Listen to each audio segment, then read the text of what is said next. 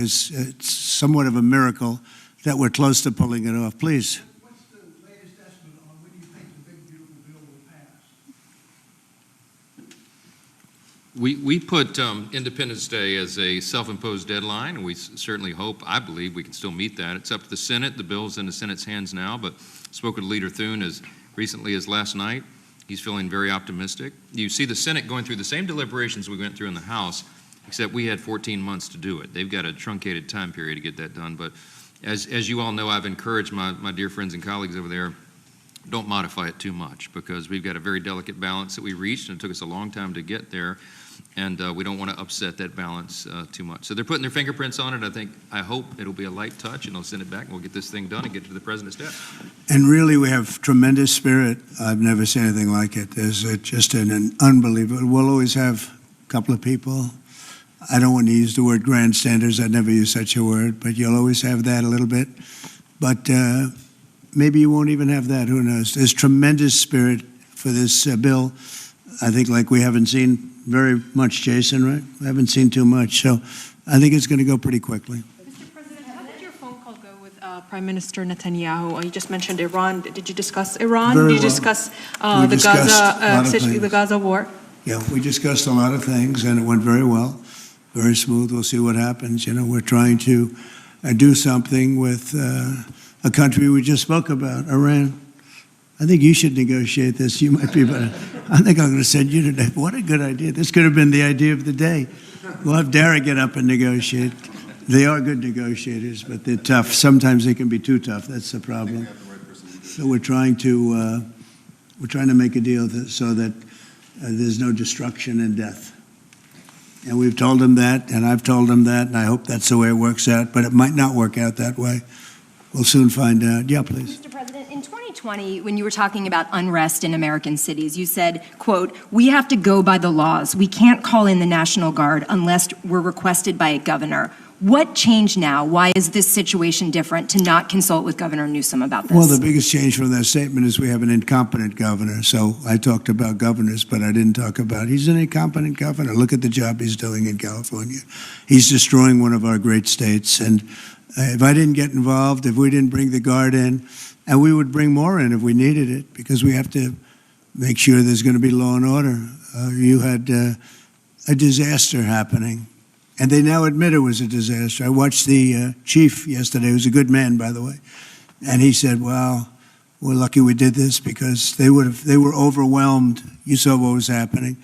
So we did the right thing. Everybody agrees to that. But you have a governor who let the city burn down, didn't want water to be sent down to him. I sent billions of gallons of water. I wanted to do it in the first term. He wouldn't do it over. I don't know, they have environmental reasons, but there were no environmental reasons. I think it's just a political philosophy. But it's lucky for the people in Los Angeles and in California that we did what we did. We got it just in time. It's still simmering a little bit, but not very much. Yep. And what crime has he committed that would warrant his arrest? What crime has Governor Newsom committed? A crime has he committed? Yeah, to warrant his arrest, as you had I think his suggested earlier. primary crime is running for governor because he's done such a bad job. What he's done to that state is like what Biden did to this country. And that's pretty bad. It's the wrong philosophy. Thousands, hundreds of thousands of illegal immigrants, many of them prisoners. They're taking up your health care. They're taking up your space in schools. They're taking up your hospital. And in many cases, they're criminals. And we have to do something about it, and we're doing something about it. I want to thank the incredible patriots of ICE and Tom Homan, who has been incredible, and Kristi Noem, likewise incredible. The job they're doing, and it's like an unforced error. There was no reason for this. 21 million people were allowed into our country, and many of those people were criminals, and it's a shame. It's a shame, but we're getting them out, and I will say, I think it's a 95-5 issue, just like so many other issues, 95-5. And the Democrats lost an election in a landslide because they're on the wrong side of the issues. I mean, it's not even conceivable that somebody would do the kind of things that he did. And then, you talk about projects. They want to build a train going from San Francisco to L.A., and it's costing hundreds of billions of dollars more than they thought it was going to cost. It's not even believable. To Brad and to people sitting here, would you believe that a train, it was going to cost X dollars and it might be 100 times X? Would have paid for this for about 50 million American children. You're right. You're 50 right. million American children instead of a 3-mile train track that never got built. We could have put Lincoln in charge with no experience. He would have done a good job. I guarantee you that. All right, please, Peter. Mr. President, have you gotten an Yeah, Peter, update from your Peter, Peter. negotiating? Thank you, President Trump. So it seems like Gavin Newsom likes the attention that he's getting right now from I do. you. Yeah, I think it he seems does. like he does. If you look at recent history, somebody who was running for president, you, who got arrested and had a mugshot, you could make the argument that politically that wound up helping you. Are you worried at all at this moment that talking about him getting arrested could be helpful to his political prospects? Because a lot of people think he wants to be sitting right where you are. Well, in my case, it was a witch hunt, and everybody knew it. And I was able to explain that during the process. Otherwise, I wouldn't be sitting here right now. And it was a total witch hunt. It's proven to be a witch hunt, and you see what's happened. In his case, it really is very obvious. You look at what's happened between the fires, I could name 10 things right now. We talk about the trains. We talk about all of the costs in California. You talk about all of the people that are flowing in, destroying life for everyone else. So no, I don't think it's going to help him. I think it's actually very bad for him. And right around the time that we were walking in here, the governor and the state attorney general said that they're going to sue you for sending the National Guard in. They're saying there's no invasion, there's no rebellion. The president is trying to manufacture chaos and crisis on the ground for his own political ends. Federalizing the California National Guard is an abuse of the president's authority under law. Well, But- you know, it's interesting. You watched the same clips as I did. Cars burning all over the place, people rioting. And by the way, we stopped it. We were able to make it much better, but it still looked pretty bad. And in watching clips last night, people were saying this is really a big problem. And until we went in, if we didn't do the job, that place would be burning down just like the houses burned down. They were in big trouble last night, Peter. You know it. And the night before, and the night before that. And I feel we had no choice. I don't want to see happen what happened so many times in this country. I watched Minneapolis burn. Look at what happened in so many different parts of California. You take a look at what happened in San Diego. There's so many different places where we let it burn. We want to be politically correct. We wanted to be nice. We want to be nice to the criminal. And what you're doing is destroying the fabric of our life in this country. No, we did the right thing. We've been given credit by people that I would least suspect. Why I would say that some of the people that came in and said, thank goodness, they said, some of them, thank God that Trump got involved. And I'm very happy I got involved. And I think Gavin, in his own way, is probably happy I got involved. Yeah, go ahead, Peter. What do you make of the fact that he says you want a civil war on the streets of America? No, that's just the opposite. I don't want a civil war. Civil war would happen if you left it to people like him. And I liked him. You know, I always got along with him. Never had a problem with him. But he's grossly incompetent. Okay. In London? Have you gotten an update from your team in London negotiating? What? Louder. Have you gotten an update from your team in London negotiating the China trade talks? We are doing well with China. China's not easy, just like your home country is not easy there. I think we're doing very well. They're over there now. I'm only getting good reports. It's a little early, but they'll be calling in soon. In fact, probably when I get back, I'll have my first call from them. We want to open up China. And if we don't open up China, maybe we won't do anything, but we want to open up China. It'll be a great thing for China, a great thing for the rest of the world. Are you willing to lift export controls when it comes to China? Did you give your negotiators any sort of limitation? We're going to see. Look, China has been ripping off the United States for many years. Nobody charged them 10 cents. No president had the courage to charge China for whatever reason. They didn't want to do it. I took in hundreds of billions of dollars. I put on tariffs on China when I got in first term, and we took in hundreds of billions of dollars, and then I did it again, but I did it for a lot of others. If you look at the stats, the deficit last month was cut in half. Everybody was shocked. I wasn't shocked. I think a lot of the people at this table weren't, because they saw the billions of dollars that were pouring in, and the tariffs hadn't even started yet, just about. They were in cars. They were in some countries at a very minor level.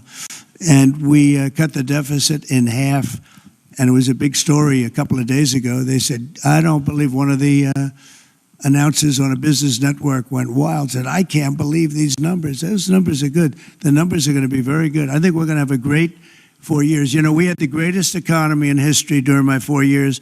I think this one's going to blow it away. Yeah.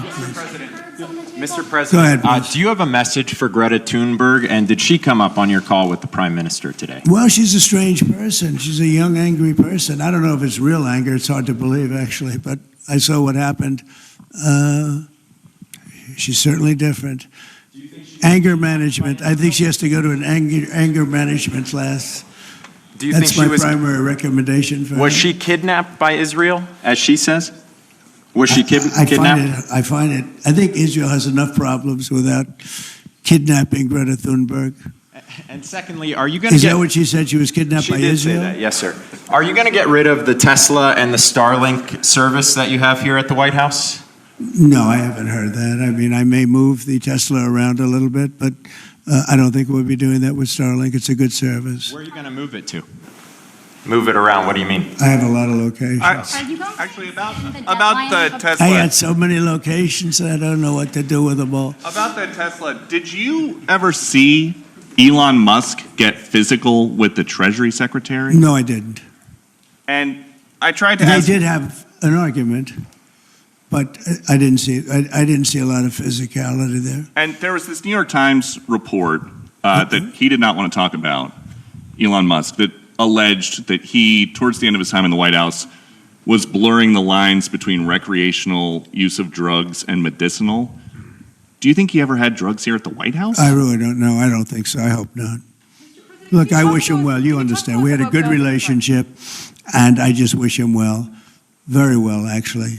Yeah. About Gaza, about aid in Gaza, you mentioned now the flotilla. Do you have a response at all about Israel intercepting this boat? And can you give us an update on what's happening to the entry of aid into Gaza right now? We've had people being shot by Israeli forces who are trying to get aid Gaza's from the right Gaza now- Humanitarian yeah. Foundation. Yes. Gaza right now is in the midst of a massive negotiation between us and Hamas and Israel, and Iran actually is involved.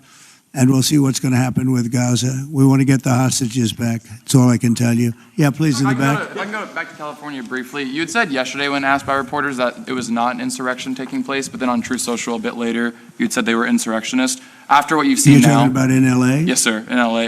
I wouldn't call it quite an insurrection, but it could have led to an insurrection. I mean, that was a lot of harm that was going on last night. I watched it very closely. And it was amazing that the job that the National Guard did. And by the way, the police were working very hard also. But, you know, the police are given instructions to be politically correct. I said, no, you don't have to be politically correct. You have to do the job. And on Elon Musk, do you plan to speak to him on the phone anytime soon? I know some... Which one? On Elon Musk, do you plan to speak to him on the phone anytime soon? I haven't really thought about it, actually. I would imagine he wants to speak to me. I would think that. If I were him, I'd want to speak to me, and maybe he was already called. You'd have to ask him whether or not he's already called. But I'd have no problem with it. If he calls you, you pick up and speak to him? Well, I don't want to say that, but I would imagine he'd want to talk to me. You were supposed to get a Yeah, counter please. proposal. You were supposed to get a counter proposal from Iran today.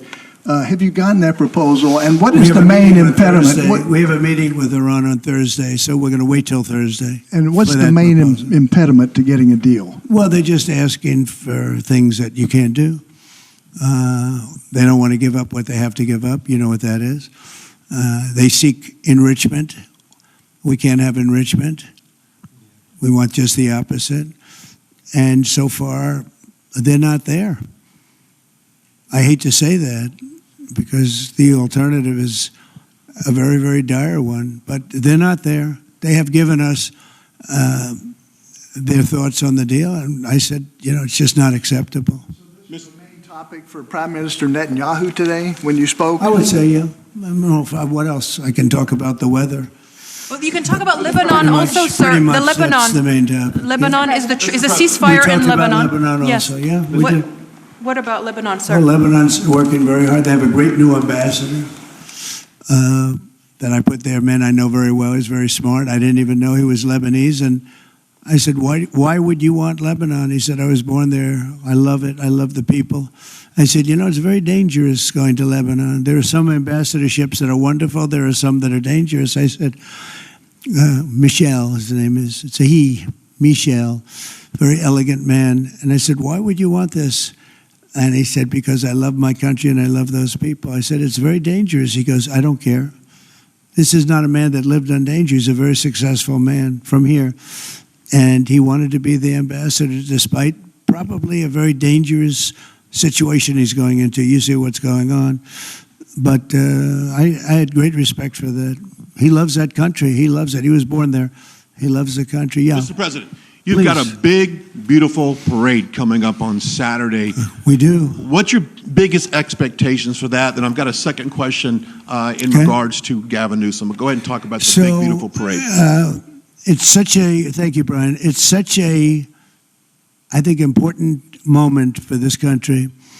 2 weeks ago, I was calling people and back and forth with leaders, including President Putin, including French president, including lots of different people. And all of them said, we're celebrating victory in World War II. And I said, wow, isn't that amazing? We're the only one that wasn't celebrating, and we're the one that won the war.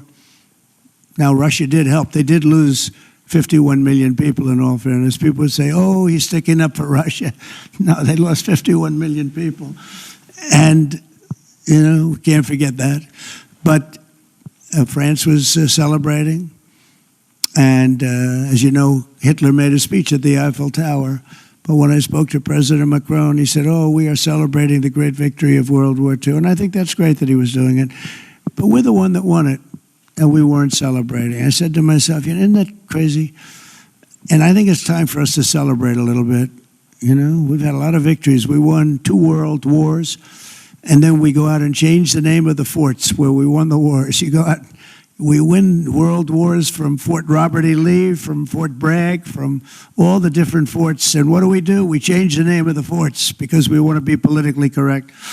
So a lot of them were changing back. You probably noticed Fort Bragg and others. But I think it's a time to celebrate our military. We've rebuilt our military largely. Little low on ammunition. That's because it goes out very fast to other countries, one in particular. But we'll get that back very quickly. But we have a military the likes of which nobody has. Nobody comes close. We have the best equipment in the world. We make the best equipment in the world. There's no military like our military. We showed that with ISIS. I was told by the television generals it would take 4 years to win, and we did it in 3 weeks. And it was headed by General Raisin Kane, who's now the chairman of the Joint Chiefs of Staff. He's great. Just left him. No, I think it's time that we celebrate. And I sort of have to laugh at these people. Well, you're going to spend a lot of money. A lot of that money is being paid for by me and people that make donations. I don't know if you know that. A lot of it won't even come out of the military. I think I can say that, Susie, right? We have people putting up money to do it. Not that it's necessary, because I think it's a great expenditure. We have many tanks. We have all sorts of new ones and very old ones, old from World War I and World War II. It's really a celebration of the Army.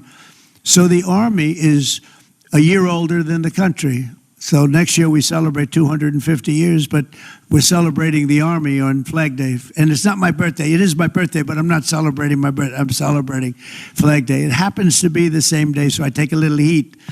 But Flag Day is the appropriate date.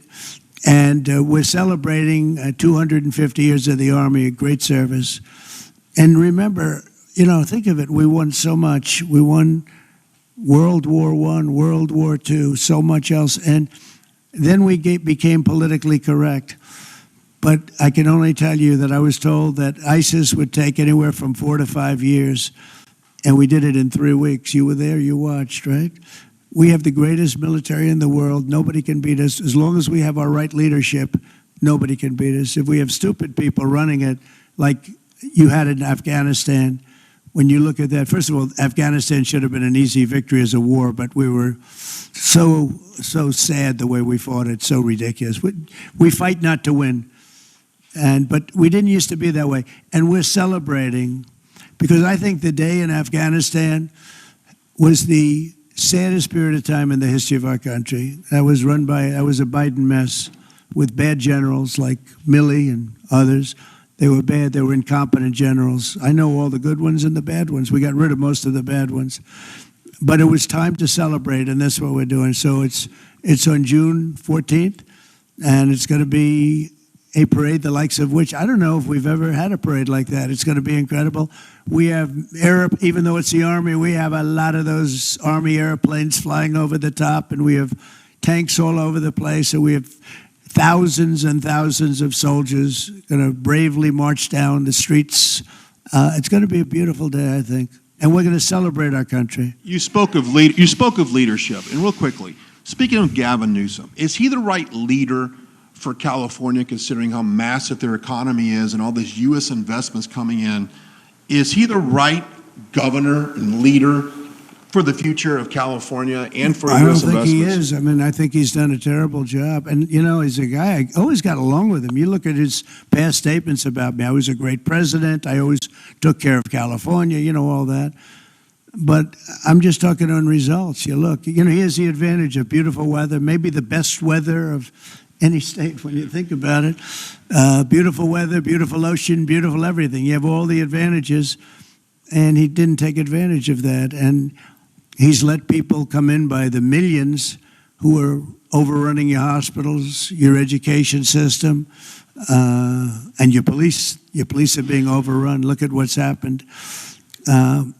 He should only be happy I sent in the military, because if I didn't send them in, you would have had a problem there, the likes of which we haven't seen in a long time. Yeah, please. Thank you, Brian, very much. Supersonic flight. On The supersonic TikTok flight. deadline? Supersonic? Yes, sir. I know you just signed an executive order on it. Do you want to see a supersonic Air Force One in the next 10 years or so? Oh, well, I don't care too much about that, but I would like to see, you know, if you think about it, flight, the word flight's an interesting word, but it's probably the only category where we've actually gone backwards, because we used to have the Concorde, and we could fly to London, Brad, very quickly and nicely. And today it takes you 2 times and 3 times as long. It's the only thing where we've regressed. By the way, the Concorde, to my way of thinking, to this day, Michael, because you're very much into aesthetics, I know, but to this day was one of the most beautiful pieces of art I've ever seen. It was a piece of art, the beauty of the Concorde. It was the most beautiful plane, but it was you know, got you there in half the time. Now you spend a lot of time, and there's no reason for it. Because, you know, they have the sonic boom. It's not a huge problem, but they have the sonic boom thing pretty well figured out. The technology changes, the change in the skin, the change in weight, all of the other things. There's no reason why we shouldn't do great. So we are making it possible for them to do supersonic and get us back on the track. I mean, think of it, 30 years ago, we actually had planes that flew much faster than we do now. It took you half the time to get to a location. So we've regressed, and we're going to progress. Mr. President, Mr. President? Sort of an amazing thing, isn't it, though? We've gone backwards. On Wall Street, they haven't done that. If Goldman Sachs was like that, you wouldn't have Goldman Sachs anymore. Mr. President, are you planning to deploy Marines? Are you planning to deploy Marines in California to address the situation in Los Angeles? Are you going to deploy Marines in California? We'll see what happens. I mean, I think we have it very well under control. I think it would have been a very bad situation. It was heading in the wrong direction. It's now heading in the right direction. And we hope to have the support of Gavin, because Gavin's the big beneficiary as we straighten out his problems. I mean, his state is a mess. And I'd like to get somebody involved in the rail, because, look, personally, it should have never been built, because you can fly there for $2, and what are you doing? They're doing that. You could drive, you could do lots of different things. You know, if they did a study, if you gave every passenger the finest limousine service in the history of our world, the most expensive chauffeur-driven, white glove limousine service back and forth, we would have saved billions of dollars as opposed to building this monstrosity that's going up. And I've never seen anything. You know, I've seen cost overruns. I'm a person, I've always done well on cost overruns. I don't have them. But I will tell you, I have never seen cost overruns. You see them where they're 20% more, 50%, 100% more. These are thousands of percent. Nobody even knows. They have no idea. And it was supposed to be from San Francisco to Los Angeles. Well, they just made it way outside of Los Angeles. It's stopping in the middle of, I don't want to say nowhere because I happen to like one of those little cities very much, but it's way short of the destination. And our government is saying, you know, why are we involved in this thing? It's been handled so badly before him, but he really blew it. So, you know, all right, one more question. Speak to any of the discussions that were had there and the purpose of that retreat, your time at Camp David. What? Your time at Camp David, can you speak to what discussions were had there and the purpose of that retreat? Well, I don't want to speak to discussions. I mean, I told you what we were there for a little bit.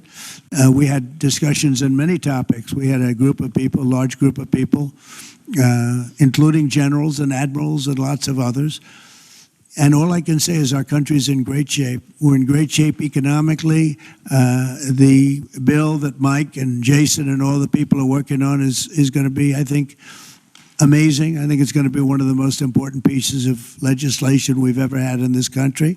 It's going to do things that you wouldn't believe. We're going to, you know, I have a very simple phrase. We ran an election on very simple words: make America great again. That's what we're doing. We're making it great. We're making it safe. We're making it beautiful. And we're making it very wealthy again. You know, wealth is okay. You need wealth to take care of lots of other people. We have to make our country better. It has to heal from 4 years of abuse. Our country was abused badly by a very incompetent person and a group of people that weren't incompetent, but they were radical left lunatics. And they ran the country with an auto pen.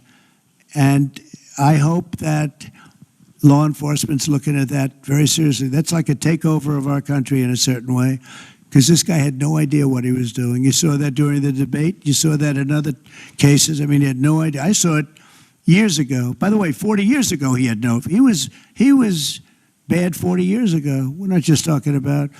And they always like to say age, but it's not age. I know people 88, 89, 92. Bernie Marcus, who just passed away, was 95. I spoke to him a year before. He was 100%. It's not age, it's something else. But whatever it is, you can't have that in this country. The damage he's done to this country is unbelievable. But the good news is we've got much of it fixed already, and the rest of it will happen. Thank you all very much. Thank you. Thanks, guys. Let's go back out this way.